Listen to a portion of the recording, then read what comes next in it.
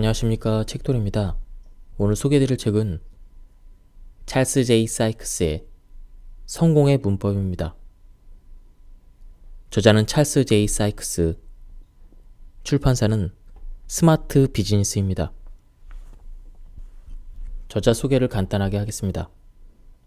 찰스 제이 사이크스는 정치와 일상 관련 다양한 사안에 대한 지적인 분석과 논평으로 유명한 칼럼니스트이다.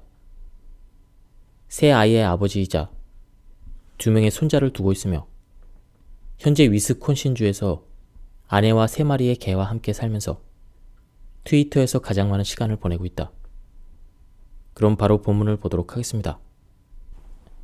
루이스 맨켄은 양심은 누군가 우리를 지켜본다는 경고하는 내면의 목소리다. 이렇게 말했다. 그럼 모든 사람이 지켜보고 있다고 하면 어떤가? 무엇이 도덕적인지 전혀 모를 때 이렇게 해보아라. 어떤 결정을 내릴 때 그런 결정을 내린 당신을 신문에서 뭐라고 말할지 상상하라. 창피할 것 같다면 부모님부터 여러분에게 투자했던 모든 이들까지 창피해야 할 일이다. 삶은 원래 불공평하다. 세상의 불공평함에 우리가 할 수 있는 일이란 없다.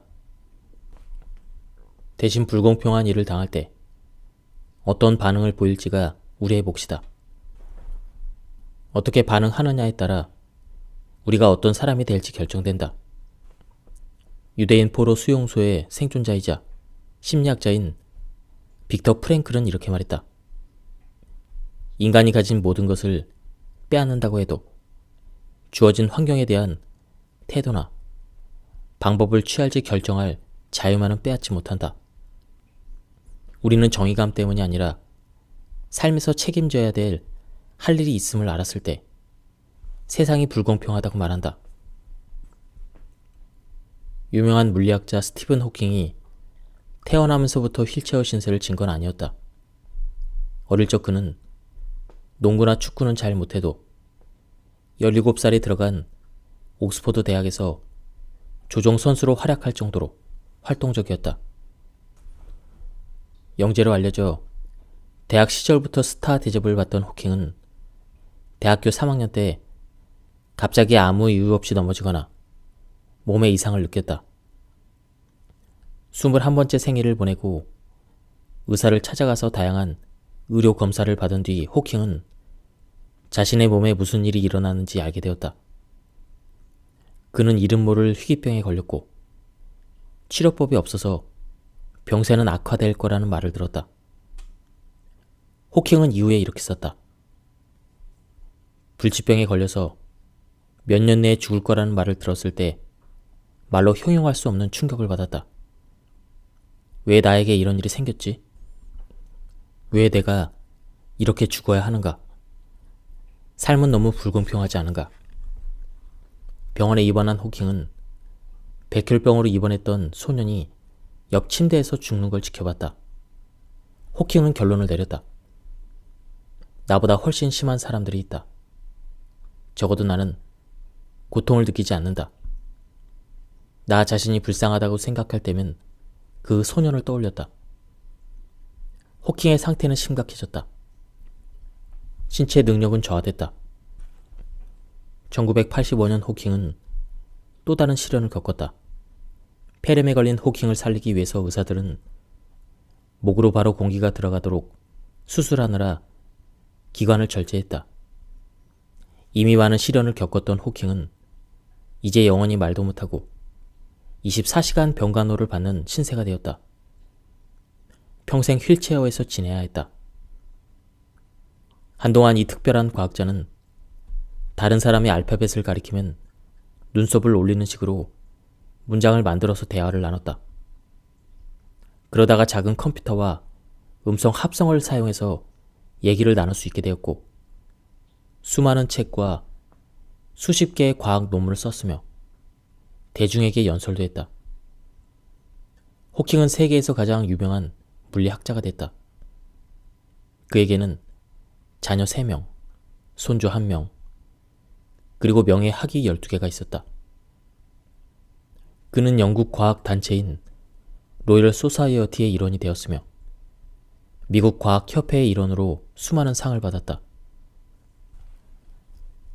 장애와 비극으로 점철된 자신의 삶을 어떻게 생각하느냐는 질문에 호킹은 이렇게 대답했다. 별다른 건 없어요. 가능한 한 평범하게 살려고 노력하죠. 내 건강이나 장애 때문에 어떤 일을 못해도 신경 쓰지 않으려고 노력해요. 못하는 일이 많지도 않거든요. 호킹은 삶이 불공평하다고 투덜대지 않았다. 누가 호킹 앞에서 삶이 불공평하다고 불평할 수 있겠는가? 햄버거를 뒤집는 일은 부끄러운 직업이 아니다. 우리 할아버지와 부모님 세대는 그것을 기회라고 불렀다. 그들은 최저임금을 받는 일도 부끄럽게 여기지 않았다. 그들이 부끄럽게 여긴 것은 주말 내내 퍼즐로 앉아 쓸데없는 농짓거리나 하는 짓이었다.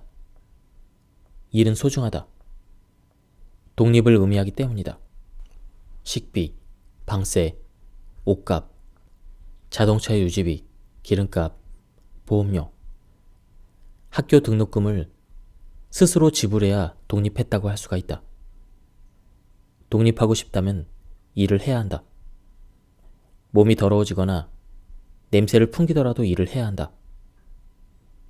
그런 일을 한다고 품위가 떨어지지 않는다. 게으름뱅이로 지내는 것이 더 품위 없는 일이다. 우리는 기회가 많고 수입도 유동적인 국가에서 산다. 바닥에서 시작한다고 계속 바닥에만 머물러 있으리라는 법은 없다. 시작하는 것이 중요하다. 친구들은 벌써 고객을 상대하는 경험을 하는데 여러분은 빈둥거리며 침대에 누워 노래만 듣고 있는가? 일을 해야 한다. 한 조사 결과에 따르면 패스트푸드점에서 일하면서 다른 직업에 필요한 기본 기술을 배운다고 한다. 패스트푸드점에서 일한 사람들 중 94%가 팀워크를 배웠다.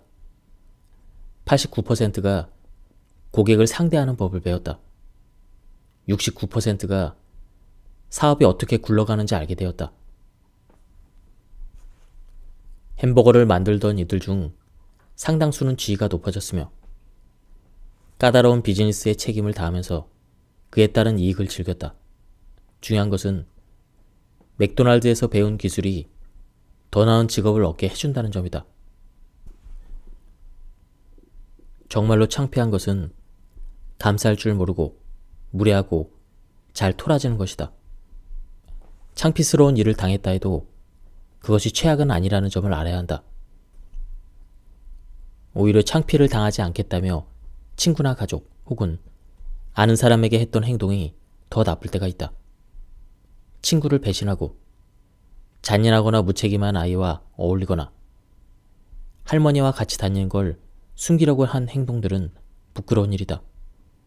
그리고 이런 행동들은 성인이 되어 돌이켜보면 피하고자 했던 어떤 창피한 일보다 훨씬 더 부끄러움을 안겨줄 뿐만 아니라 스스로가 수치심을 느낄 것이다. 당신이 버릇없는 사람이 아니라는 것을 보여주고 싶다면 사람을 마주할 때 꼭 눈을 보면서 미소를 지어라. 200년 전에 쓰인 편지지만 여기 소개된 버릇없는 행동을 읽다 보면 나 같은 사람은 여전히 화가 난다.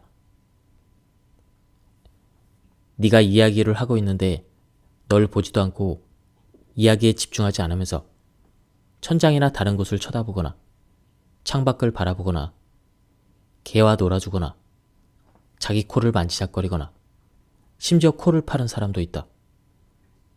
불쾌할 정도로 예의가 없는 이런 자들은 아무 쓸모없고 어리석은 사람이란다. 이것보다 더 심한 행동도 있다. 상대방을 만나자마자 바로 화나게 하고 싶으면 처음 만나 이야기할 때 눈을 마주치지 않고 다른 곳으로 시선을 두면 된다. 악수를 하면서 방안을 둘러보거나 상대방보다 더 중요하거나 흥미로운 사람이 있는지 살피는 사람들이 있다. 이런 사람이 보내는 메시지는 간단 명료하다. 당신 따위에게 신경 쓰고 싶지 않다는 것이다. 당연한 규칙 하나를 소개하겠다. 여러분이 속한 무리 중 자기가 가장 똑똑할 확률은 가장 낮다. 따라서 다른 사람을 무시하지 마라. 200년 전에 체스터 필드 경이 아들에게 했던 경고였다. 친구를 재밌게 해주려고 혹은 너의 우월성을 자랑하려고 다른 사람의 약점과 결점을 폭로하지 마라. 지금 네 옆에 있는 사람을 웃기는데 성공한다 해도 네가 비난한 사람은 평생 네 적이 될 것이다. 그리고 너와 함께 웃던 사람도 나중에 자신도 그런 일을 당할까봐 두려워하다가 결국 너를 멀리할 것이다. 자기 얘기를 하는 건 자신에겐 세상에 가장 매력적인 일이지만 다른 사람들에게는 가장 지루한 일이다. 듣는 법을 배워라. 다른 사람 말에 귀를 기울이고 존경심을 갖고 대하라. 그러면 몇 가지 이득을 얻을 것이다. 다른 사람들 이야기는 여러분 생각보다 흥미롭다.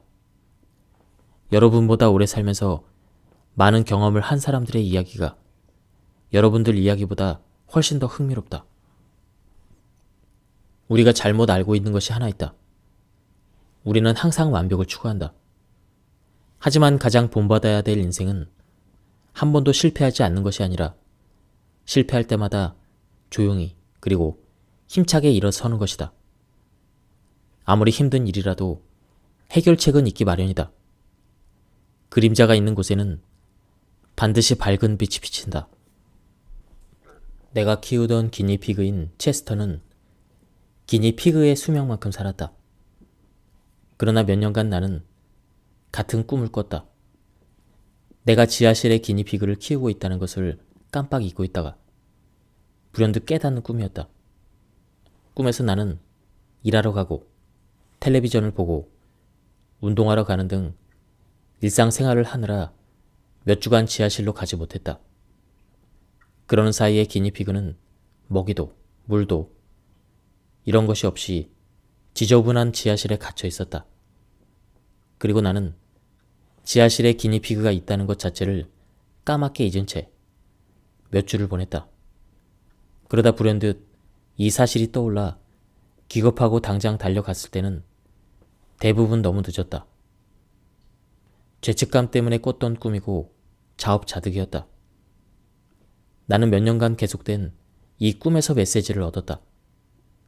잊고 있었던 것은 지하실의 기니피그만이 아니었다. 내 일이나 삶에 몰입한 나머지 많은 것들을 잊고 지내며 등한시한 것이 있었다. 우리가 다른 일에 몰두해 있을 때도 부모, 친구, 자녀들은 우리를 사랑하고 의지하며 믿는다.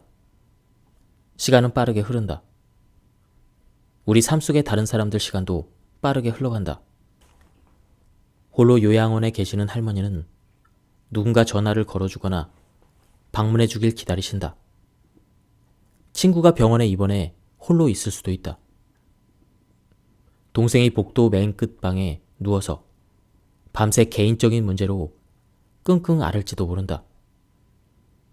친구들과 쇼핑몰을 돌아다니는 동안 부모님은 힘든 시기를 겪거나 직장을 잃거나 병에 걸릴지 모른다. 우리가 다른 사람들의 존재를 까마득히 잊고 있을 때에도 그들은 역시 나이가 들고 이들의 시간 역시 흐른다. 혹시 모를까 싶어 이야기를 한다. 우리의 작은 행동에도 주변 사람들은 고마워한다. 우리가 생각하는 것보다 다른 사람들에게 우리는 중요한 존재이기 때문이다. 우리만 외로운 것이 아니다. 주위를 둘러보자. 잊고 지내던 사람은 누구인가? 자기 생활에 방해가 되고 불편하고 귀찮아도 지하실에 있는 기니피그를 살펴보라. 자신의 적성에 맞는 일이 무엇인지 인지하고 있다면 인생의 성공에 분명 도움이 될 것이다. 시행착오를 거치면서 소모되는 시간을 아낄 수가 있고 지금 하는 일의 염증을 느낄 필요도 없을 테니 말이다. 그러나 진정 좋아하는 일을 찾아내기 전까지 현재 가지고 있는 것과 지금의 나 자신을 10분 활용하는 자세를 가져라. 바로 이런 사고가 오히려 부를 창출하는 데 더 도움이 된다. 직업을 갖고 있거나 사업을 하고 있다면 본업에 자신의 능력을 최대한 쏟아붓는 게 좋다. 그리고 그 일에 애착을 갖기로 결심하라. 자연스럽게 샘솟는 열정이 아닐지라도 본업에서 애착을 가질 수 있는 부분을 찾아보길 바란다. 잘 처리된 일에서 얻은 성취감이나 점점 나아지는 인간관계에서 얻은 자신감 같은 것들 말이다. 타인을 돕는 걸 즐기고 이렇게 사고 전환을 통해 본업에서 창출한 부를 활용해서 더 좋은 인생을 추구하는데 투자해야 한다. 삶이 묻는 질문에 행동으로 대답해라. 우선 지금까지의 인생 이야기부터 시작해보자. 지금껏 무엇을 이루었는가? 이제 죽기 직전에 누워있는 모습을 상상해보자. 그리고 곰곰이 지난 삶을 반추해보자. 무엇을 이루었는가? 무엇을 남길까? 나는 어떤 사람이었는가? 스스로 묻자. 인생의 목적을 이루려면 무엇이 필요한가? 빅터 프랭클은 이렇게 말했다. 사람의 삶의 목적이 무엇인지 묻는 게 아니라 질문을 받는다는 걸 알아야 한다. 다시 말해, 인생이 모든 사람에게 질문을 던진다. 인생의 책임을 다하는 사람만 그 질문에 대답할 수가 있다. 애플의 스티브 잡스는 약간 다르게 말한다. 곧 죽을 거라는 생각이 인생의 중요한 선택을 할 때 가장 큰 도움이 되었습니다. 스탠포드 대학 2005년 졸업식에서 스티브 잡스는 1년 전 암이라는 진단을 받은 적이 있다고 말했다. 죽음을 마주하는 경험을 한 덕분에 잡스는 스탠포드 졸업생들에게 다음과 같은 말을 할 수 있었다. 추상적인 지식에 불과했던 죽음이라는 개념을 이제는 좀 더 확실하게 말해줄 수 있습니다. 죽기를 원하는 사람은 없습니다. 천국에 가길 소원하는 사람도 당장 죽고 싶어 하진 않습니다. 그러나 죽음은 우리 모두 함께 나아가고 있는 마지막 목적지이기도 합니다. 아무도 도망치지 못합니다. 죽음은 삶이 주는 최고의 발명품입니다. 죽음은 삶이 변형된 형태입니다. 낡은 것을 버리고 새로운 것을 위한 길을 만듭니다. 이 새로운 것이 바로 여러분들입니다. 그러나 언젠가 여러분도 점차 나이가 들고 버려질 날이 올 것입니다. 너무 극적으로 이야기해서 미안하지만 사실입니다. 곧 죽게 된다는 생각은 인생에서 중요한 선택을 할 때마다 큰 도움이 됩니다. 사람들의 기대, 자존심, 실패에 대한 두려움 등 거의 모든 것들은 죽음 앞에서 무의미해지고 정말 중요한 것만 남기 때문이죠. 죽을 것이라는 사실을 기억한다면 무언가 잃을 게 있다는 생각의 함정을 피할 수가 있습니다. 젊은 여러분들은 잃을 게 없으니 가슴이 시키는 대로 따르지 않을 이유도 없습니다. 스티브 잡스가 주려던 메시지는 이것이다. 우리의 시간은 제한되어 있습니다. 그러니 다른 누군가의 삶을 사느라 시간을 낭비하지 마십시오. 우리가 앞으로 어떤 삶을 살지는 우리에게 달려있다. 안타깝게도 췌장암이 재발한 스티브 잡스는 2011년 10월 5일 사망했다. 나치 프로 소용소에서 살아남은 빅터 프랭클은 말했다. 우리가 삶에 무엇을 기대하는지가 아니라 삶이 우리에게 무엇을 기대하는지가 문제이다. 삶이 묻는 질문에 대답할 때 말이나 명상이 아닌 행동으로 대답해야 한다. 삶이 던지는 문제의 답을 찾고 각 개인에게 끊임없이 주어지는 임무를 완수하면서 책임을 다하는 것이 곧 인생이다. 여러분의 삶은 여러분에게 무엇을 기대하는가? 태만함이 불행을 만든다. 인정한다. 중요한 문제는 아니다. 그러나 가르쳐주는 사람이 없더라도 살면서 알아서 챙겨야 되는 문제들이 있다. 예를 들어 자동차 오일 교환도 그중 하나이다. 나 역시 몇 년간 차를 수리하느라 수천 달러를 들이고 나서야 오일 교환을 규칙적으로 해야 된다는 사실을 깨달았다. 오일 교환 비용보다 값비싼 대가를 치른 덕분에 얻은 교훈이다. 이런 교훈은 교과서에 절대 나오지 않는다. 내 아들이 다니는 고등학교는 최근 상급생들에게 다음과 같은 프린트를 나눠주기도 했다. 사건을 제어하려고 노력하지 않으면 사건이 여러분을 제어할 것이다.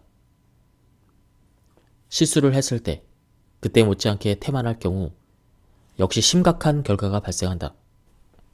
성숙도를 알려주는 징표 중 하나는 어떻게 태만함이 불행으로 이어지는지 아는 데 있다. 제때 적절한 행동을 취하지 않고서 그때 생긴 결과는 받아들일 수밖에 없다.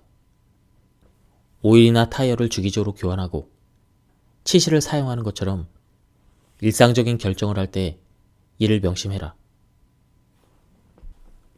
진짜 일을 만나게 되면 당신은 하루에 얼마나 많은 시간을 그 일에 써야 하는지를 알아야 합니다. 모든 시간을 계획 없이 그 일에 쏟아붓는 것은 정답이 아닙니다. 이는 많은 일이 일정한 시간 이후로는 오히려 결과가 나빠지기 때문입니다. 그 한계는 일의 종류와 당신이 어떤 사람인지에 따라 달라집니다. 나는 여러 종류의 일을 해봤고 일마다 들여야 할 시간이 각각 달랐습니다. 책을 쓰거나 프로그래밍을 할 때는 하루 5시간이 한계였습니다. 그러나 스타트업을 운영할 때는 나의 모든 시간을 여기에 쏟아부었습니다. 적어도 3년을 그렇게 살았습니다. 아마 더 오래 스타트업을 했더라면 그 후로는 적절한 휴가를 써야만 했을 것입니다. 한계를 아는 가장 확실한 방법은 그 한계를 넘어서 보는 것이죠. 지금 당신이 하는 일의 결과에 대한 감을 길러야 합니다. 그 감은 언제 당신의 노력이 더 효과가 없는지 알게 해줍니다. 여기서도 정직은 가장 중요한 가치입니다. 당신이 지금 게으름을 피고 있는지 혹은 불필요하게 과한 노력을 하고 있는지를 스스로 판단해야 합니다. 혹시 당신이 과도한 노력에 대한 어떤 로망을 가지고 있다면 그 로망을 버려야 합니다. 그것은 당신의 결과를 해칠 뿐만 아니라 당신이 일을 하는 이유가 일 자체가 아닌 누군가에게 보여주기 위한 것이 되기 때문입니다. 노력의 한계를 파악하는 일은 한 번에 끝나지 않습니다. 그것은 지속적으로 해야 합니다. 일의 난이도와 당신의 능력은 계속 변하며 이는 노력을 얼마나 해야 될지와 당신이 얼마나 잘하고 있는지를 쉬지 않고 판단해야 함을 의미합니다. 물론 최선을 다한다고 해서 항상 자신을 한계까지 몰고 가라는 것은 아닙니다. 물론 그렇게 하는 사람들도 덜어 있습니다. 하지만 나의 경우가 더 일반적입니다. 나는 새로운 일을 시작할 때 아니면 무언가를 확인해야 될 때 마음을 다시 다잡습니다. 왜냐하면 그 순간이 바로 일을 미루고 싶은 마음이 생기는 순간이기 때문이죠. 만약 당신이 무엇이 진짜 중요한 일인지 안다면 그것은 당신에게 아주 중요한 가치 있는 기회가 주어졌다는 뜻입니다. 위대한 일일수록 더 어렵습니다. 물론 그 사실을 부정해서도 안 되지만 단순히 어려움 자체를 어떤 일을 할지의 기준으로 삼아서는 안 됩니다.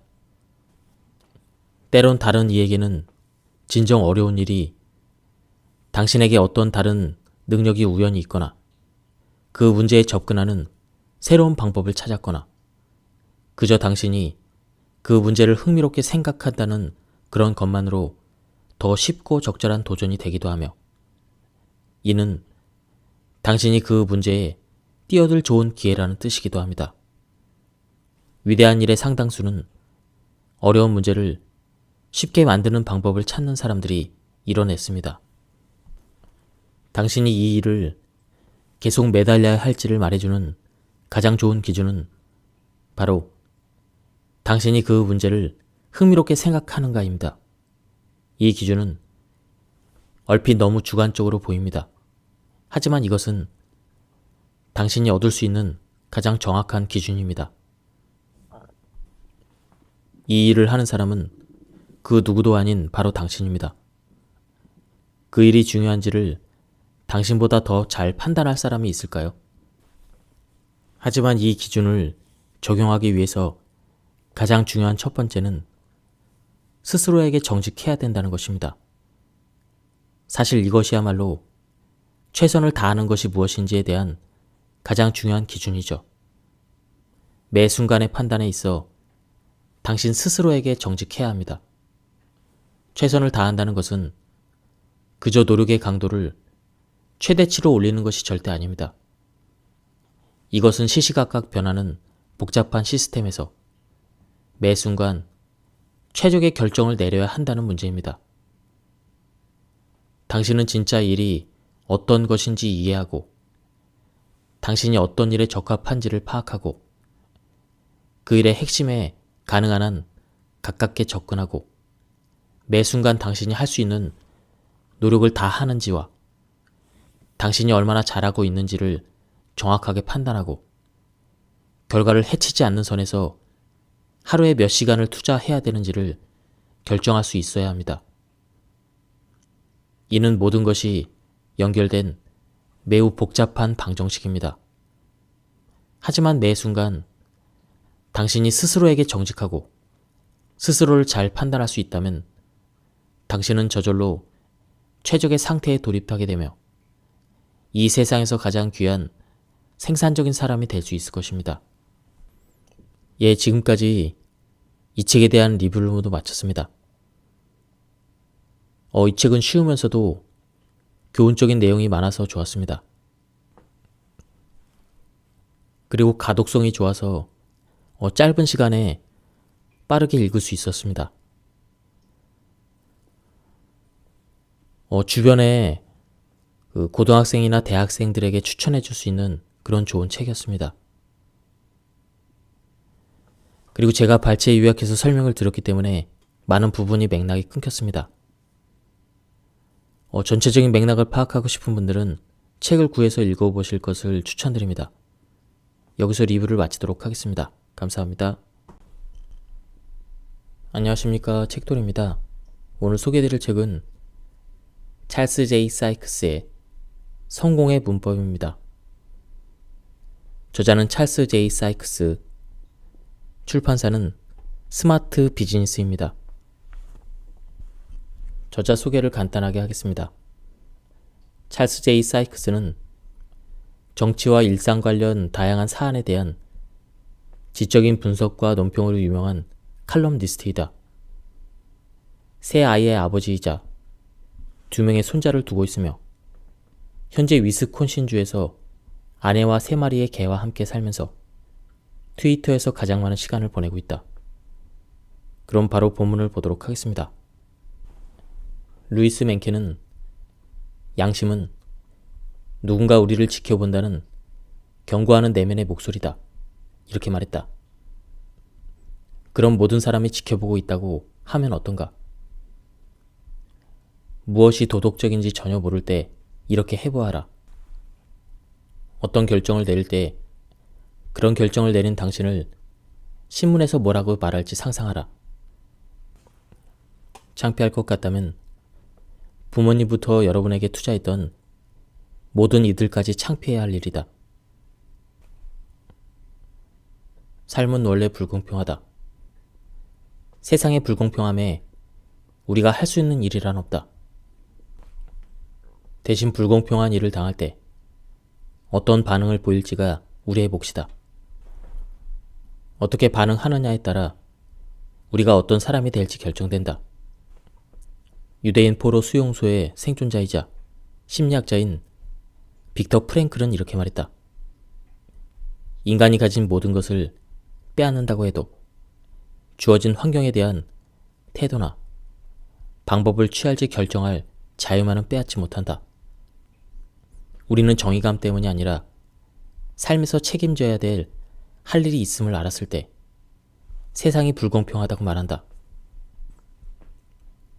유명한 물리학자 스티븐 호킹이 태어나면서부터 휠체어 신세를 진 건 아니었다. 어릴 적 그는 농구나 축구는 잘 못해도 17살에 들어간 옥스퍼드 대학에서 조종 선수로 활약할 정도로 활동적이었다. 영재로 알려져 대학 시절부터 스타 대접을 받던 호킹은 대학교 3학년 때 갑자기 아무 이유 없이 넘어지거나 몸에 이상을 느꼈다. 21번째 생일을 보내고 의사를 찾아가서 다양한 의료 검사를 받은 뒤 호킹은 자신의 몸에 무슨 일이 일어나는지 알게 되었다. 그는 이름 모를 희귀병에 걸렸고 치료법이 없어서 병세는 악화될 거라는 말을 들었다. 호킹은 이후에 이렇게 썼다. 불치병에 걸려서 몇 년 내에 죽을 거라는 말을 들었을 때 말로 형용할 수 없는 충격을 받았다. 왜 나에게 이런 일이 생겼지? 왜 내가 이렇게 죽어야 하는가? 삶은 너무 불공평하지 않은가? 병원에 입원한 호킹은 백혈병으로 입원했던 소년이 옆 침대에서 죽는 걸 지켜봤다. 호킹은 결론을 내렸다. 나보다 훨씬 심한 사람들이 있다. 적어도 나는 고통을 느끼지 않는다. 나 자신이 불쌍하다고 생각할 때면 그 소년을 떠올렸다. 호킹의 상태는 심각해졌다. 신체 능력은 저하됐다. 1985년 호킹은 또 다른 시련을 겪었다. 폐렴에 걸린 호킹을 살리기 위해서 의사들은 목으로 바로 공기가 들어가도록 수술하느라 기관을 절제했다. 이미 많은 시련을 겪었던 호킹은 이제 영원히 말도 못하고 24시간 병간호를 받는 신세가 되었다. 평생 휠체어에서 지내야 했다. 한동안 이 특별한 과학자는 다른 사람의 알파벳을 가리키면 눈썹을 올리는 식으로 문장을 만들어서 대화를 나눴다. 그러다가 작은 컴퓨터와 음성 합성을 사용해서 얘기를 나눌 수 있게 되었고 수많은 책과 수십 개의 과학 논문을 썼으며 대중에게 연설도 했다. 호킹은 세계에서 가장 유명한 물리학자가 됐다. 그에게는 자녀 3명, 손주 1명, 그리고 명예 학위 12개가 있었다. 그는 영국 과학 단체인 로열 소사이어티의 일원이 되었으며 미국 과학협회의 일원으로 수많은 상을 받았다. 장애와 비극으로 점철된 자신의 삶을 어떻게 생각하느냐는 질문에 호킹은 이렇게 대답했다. 별다른 건 없어요. 가능한 한 평범하게 살려고 노력하죠. 내 건강이나 장애 때문에 어떤 일을 못해도 신경 쓰지 않으려고 노력해요. 못하는 일이 많지도 않거든요. 호킹은 삶이 불공평하다고 투덜대지 않았다. 누가 호킹 앞에서 삶이 불공평하다고 불평할 수 있겠는가? 햄버거를 뒤집는 일은 부끄러운 직업이 아니다. 우리 할아버지와 부모님 세대는 그것을 기회라고 불렀다. 그들은 최저임금을 받는 일도 부끄럽게 여기지 않았다. 그들이 부끄럽게 여긴 것은 주말 내내 퍼즐로 앉아 쓸데없는 농짓거리나 하는 짓이었다. 일은 소중하다. 독립을 의미하기 때문이다. 식비, 방세, 옷값, 자동차 유지비, 기름값, 보험료, 학교 등록금을 스스로 지불해야 독립했다고 할 수가 있다. 독립하고 싶다면 일을 해야 한다. 몸이 더러워지거나 냄새를 풍기더라도 일을 해야 한다. 그런 일을 한다고 품위가 떨어지지 않는다. 게으름뱅이로 지내는 것이 더 품위 없는 일이다.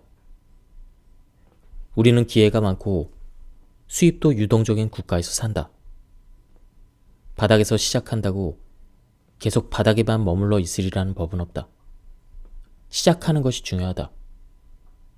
친구들은 벌써 고객을 상대하는 경험을 하는데 여러분은 빈둥거리며 침대에 누워 노래만 듣고 있는가? 일을 해야 한다. 한 조사 결과에 따르면 패스트푸드점에서 일하면서 다른 직업에 필요한 기본 기술을 배운다고 한다. 패스트푸드점에서 일한 사람들 중 94%가 팀워크를 배웠다. 89%가 고객을 상대하는 법을 배웠다. 69%가 사업이 어떻게 굴러가는지 알게 되었다. 햄버거를 만들던 이들 중 상당수는 지위가 높아졌으며 까다로운 비즈니스의 책임을 다하면서 그에 따른 이익을 즐겼다. 중요한 것은 맥도날드에서 배운 기술이 더 나은 직업을 얻게 해준다는 점이다. 정말로 창피한 것은 감쌀 줄 모르고 무례하고 잘 토라지는 것이다. 창피스러운 일을 당했다 해도 그것이 최악은 아니라는 점을 알아야 한다. 오히려 창피를 당하지 않겠다며 친구나 가족 혹은 아는 사람에게 했던 행동이 더 나쁠 때가 있다. 친구를 배신하고 잔인하거나 무책임한 아이와 어울리거나 할머니와 같이 다니는 걸 숨기려고 한 행동들은 부끄러운 일이다. 그리고 이런 행동들은 성인이 되어 돌이켜보면 피하고자 했던 어떤 창피한 일보다 훨씬 더 부끄러움을 안겨줄 뿐만 아니라 스스로가 수치심을 느낄 것이다. 당신이 버릇없는 사람이 아니라는 것을 보여주고 싶다면 사람을 마주할 때 꼭 눈을 보면서 미소를 지어라. 200년 전에 쓰인 편지지만 여기 소개된 버릇없는 행동을 읽다 보면 나 같은 사람은 여전히 화가 난다. 네가 이야기를 하고 있는데 널 보지도 않고 이야기에 집중하지 않으면서 천장이나 다른 곳을 쳐다보거나 창밖을 바라보거나 개와 놀아주거나 자기 코를 만지작거리거나 심지어 코를 파는 사람도 있다. 불쾌할 정도로 예의가 없는 이런 자들은 아무 쓸모없고 어리석은 사람이란다. 이것보다 더 심한 행동도 있다. 상대방을 만나자마자 바로 화나게 하고 싶으면 처음 만나 이야기할 때 눈을 마주치지 않고 다른 곳으로 시선을 두면 된다. 악수를 하면서 방안을 둘러보거나 상대방보다 더 중요하거나 흥미로운 사람이 있는지 살피는 사람들이 있다. 이런 사람이 보내는 메시지는 간단 명료하다. 당신 따위에게 신경 쓰고 싶지 않다는 것이다. 당연한 규칙 하나를 소개하겠다. 여러분이 속한 무리 중 자기가 가장 똑똑할 확률은 가장 낮다. 따라서 다른 사람을 무시하지 마라. 200년 전에 체스터 필드 경이 아들에게 했던 경고였다. 친구를 재밌게 해주려고 혹은 너의 우월성을 자랑하려고 다른 사람의 약점과 결점을 폭로하지 마라. 지금 네 옆에 있는 사람을 웃기는데 성공한다 해도 네가 비난한 사람은 평생 네 적이 될 것이다. 그리고 너와 함께 웃던 사람도 나중에 자신도 그런 일을 당할까봐 두려워하다가 결국 너를 멀리할 것이다. 자기 얘기를 하는 건 자신에겐 세상에 가장 매력적인 일이지만 다른 사람들에게는 가장 지루한 일이다. 듣는 법을 배워라. 다른 사람 말에 귀를 기울이고 존경심을 갖고 대하라. 그러면 몇 가지 이득을 얻을 것이다. 다른 사람들 이야기는 여러분 생각보다 흥미롭다. 여러분보다 오래 살면서 많은 경험을 한 사람들의 이야기가 여러분들 이야기보다 훨씬 더 흥미롭다. 우리가 잘못 알고 있는 것이 하나 있다. 우리는 항상 완벽을 추구한다. 하지만 가장 본받아야 될 인생은 한 번도 실패하지 않는 것이 아니라 실패할 때마다 조용히 그리고 힘차게 일어서는 것이다. 아무리 힘든 일이라도 해결책은 있기 마련이다. 그림자가 있는 곳에는 반드시 밝은 빛이 비친다. 내가 키우던 기니피그인 체스터는 기니피그의 수명만큼 살았다. 그러나 몇 년간 나는 같은 꿈을 꿨다. 내가 지하실에 기니피그를 키우고 있다는 것을 깜빡 잊고 있다가 불현듯 깨닫는 꿈이었다. 꿈에서 나는 일하러 가고 텔레비전을 보고 운동하러 가는 등 일상생활을 하느라 몇 주간 지하실로 가지 못했다. 그러는 사이에 기니피그는 먹이도 물도 이런 것이 없이 지저분한 지하실에 갇혀 있었다. 그리고 나는 지하실에 기니피그가 있다는 것 자체를 까맣게 잊은 채 몇 주를 보냈다. 그러다 불현듯 이 사실이 떠올라 기겁하고 당장 달려갔을 때는 대부분 너무 늦었다. 죄책감 때문에 꿨던 꿈이고 자업자득이었다. 나는 몇 년간 계속된 이 꿈에서 메시지를 얻었다. 잊고 있었던 것은 지하실의 기니피그만이 아니었다. 내 일이나 삶에 몰입한 나머지 많은 것들을 잊고 지내며 등한시한 것이 있었다. 우리가 다른 일에 몰두해 있을 때도 부모, 친구, 자녀들은 우리를 사랑하고 의지하며 믿는다. 시간은 빠르게 흐른다. 우리 삶 속의 다른 사람들 시간도 빠르게 흘러간다. 홀로 요양원에 계시는 할머니는 누군가 전화를 걸어주거나 방문해 주길 기다리신다. 친구가 병원에 입원해 홀로 있을 수도 있다. 동생이 복도 맨 끝 방에 누워서 밤새 개인적인 문제로 끙끙 앓을지도 모른다. 친구들과 쇼핑몰을 돌아다니는 동안 부모님은 힘든 시기를 겪거나 직장을 잃거나 병에 걸릴지 모른다. 우리가 다른 사람들의 존재를 까마득히 잊고 있을 때에도 그들은 역시 나이가 들고 이들의 시간 역시 흐른다. 혹시 모를까 싶어 이야기를 한다. 우리의 작은 행동에도 주변 사람들은 고마워한다. 우리가 생각하는 것보다 다른 사람들에게 우리는 중요한 존재이기 때문이다. 우리만 외로운 것이 아니다. 주위를 둘러보자. 잊고 지내던 사람은 누구인가? 자기 생활에 방해가 되고 불편하고 귀찮아도 지하실에 있는 기니피그를 살펴보라. 자신의 적성에 맞는 일이 무엇인지 인지하고 있다면 인생의 성공에 분명 도움이 될 것이다. 시행착오를 거치면서 소모되는 시간을 아낄 수가 있고 지금 하는 일의 염증을 느낄 필요도 없을 테니 말이다. 그러나 진정 좋아하는 일을 찾아내기 전까지 현재 가지고 있는 것과 지금의 나 자신을 10분 활용하는 자세를 가져라. 바로 이런 사고가 오히려 부를 창출하는 데 더 도움이 된다. 직업을 갖고 있거나 사업을 하고 있다면 본업에 자신의 능력을 최대한 쏟아붓는 게 좋다. 그리고 그 일에 애착을 갖기로 결심하라. 자연스럽게 샘솟는 열정이 아닐지라도 본업에서 애착을 가질 수 있는 부분을 찾아보길 바란다. 잘 처리된 일에서 얻은 성취감이나 점점 나아지는 인간관계에서 얻은 자신감 같은 것들 말이다. 타인을 돕는 걸 즐기고 이렇게 사고 전환을 통해 본업에서 창출한 부를 활용해서 더 좋은 인생을 추구하는데 투자해야 한다.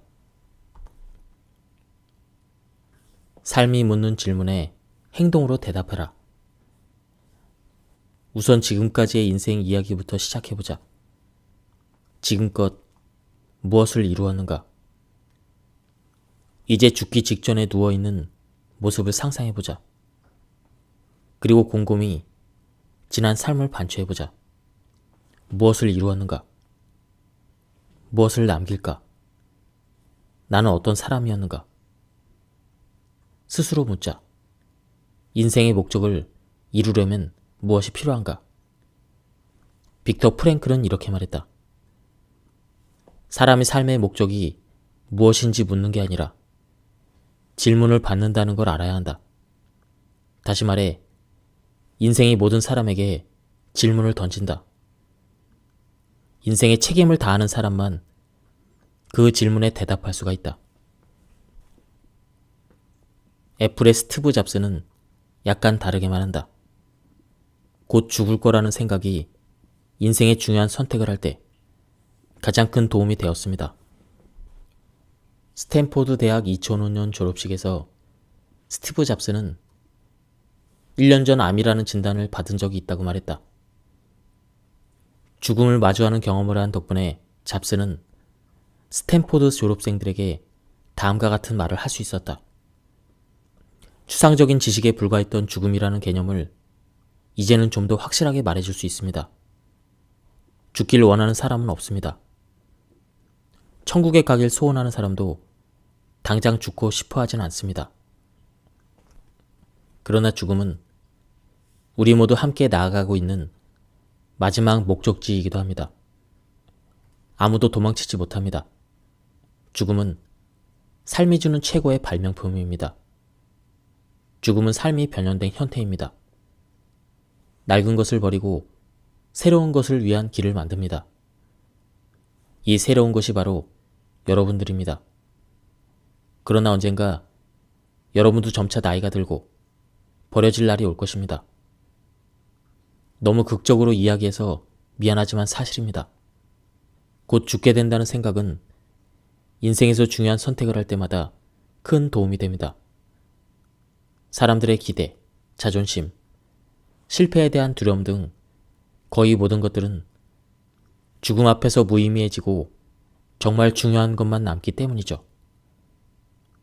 죽을 것이라는 사실을 기억한다면 무언가 잃을 게 있다는 생각의 함정을 피할 수가 있습니다. 젊은 여러분들은 잃을 게 없으니 가슴이 시키는 대로 따르지 않을 이유도 없습니다. 스티브 잡스가 주려던 메시지는 이것이다. 우리의 시간은 제한되어 있습니다.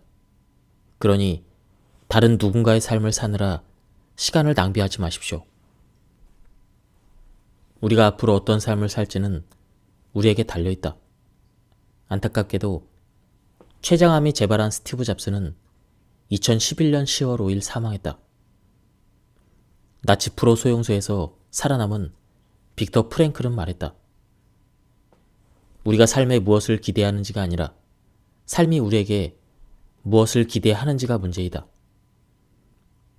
삶이 묻는 질문에 대답할 때 말이나 명상이 아닌 행동으로 대답해야 한다. 삶이 던지는 문제의 답을 찾고 각 개인에게 끊임없이 주어지는 임무를 완수하면서 책임을 다하는 것이 곧 인생이다. 여러분의 삶은 여러분에게 무엇을 기대하는가? 태만함이 불행을 만든다. 인정한다. 중요한 문제는 아니다. 그러나 가르쳐주는 사람이 없더라도 살면서 알아서 챙겨야 되는 문제들이 있다. 예를 들어 자동차 오일 교환도 그중 하나이다. 나 역시 몇 년간 차를 수리하느라 수천 달러를 들이고 나서야 오일 교환을 규칙적으로 해야 된다는 사실을 깨달았다.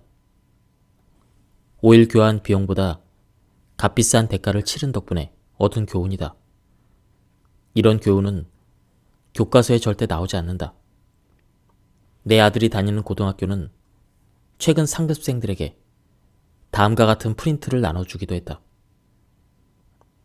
사건을 제어하려고 노력하지 않으면 사건이 여러분을 제어할 것이다. 실수를 했을 때 그때 못지않게 태만할 경우 역시 심각한 결과가 발생한다.